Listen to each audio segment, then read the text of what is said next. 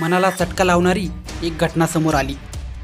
राजू आणि रवीना एकाच गावात राहतात। मागच्या वर्षभरापासून ते रिलेशनशिपमध्ये होते।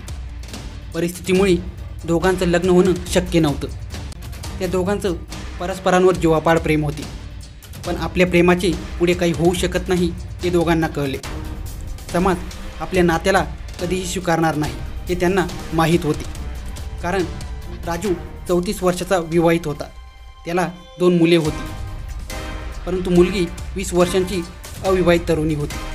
कुटुंबीय आपल्या नात्याला कधी स्वीकारणार नाही हे त्यांना ठाऊक होते।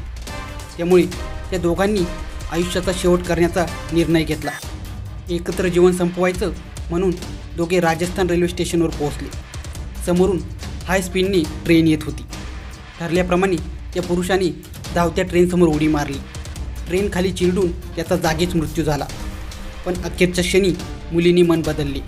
रात्रीच्या सुमारास राजस्थानच्या बालोतरा जिल्ह्यात 5 पादरा पोलीस ठाण्याच्या हद्दीत ही घटना घडली। राजू भट असे मृत व्यक्तीचे नाव आहे। भट दैनंदिन मजूर म्हणून काम करीत होता। त्याला पत्नी आणि 2 मुले आहेत। राजूच्या कुटुंबाने मुलगी रवीना आणि तिच्या कुटुंबावर हत्येचा आरोप केला आहे। त्यामुळे पोलिसांनी या प्रकरणात चौकशी सुरू केली आहे। राजू आणि रवीना एकाच गावात राहतात। मागच्या वर्षभरापासून ते रिलेशनशिपमध्ये होते। परिस्थितीमुळे दोघांचं लग्न होणे शक्य नव्हतं। काही कारणास्तव राजू आणि रवीना यांच्यात जोरदार वादावादी झाली। त्यानंतर दोघांनी जीवन संपवण्याचा निर्णय घेतला। खेड गावातील रेल्वे रुळावर दोघे पोहोचले। समोरून येणाऱ्या ट्रेनचा वेग पाहून रवीनाची पावले मागे वळली, पण त्याने मात्र धावत्या ट्रेनसमोर उडी मारली। पोलीस तेथे आले आणि त्यांनी राजूचा मृतदेह रुग्णालयाच्या शवागारात पाठवला।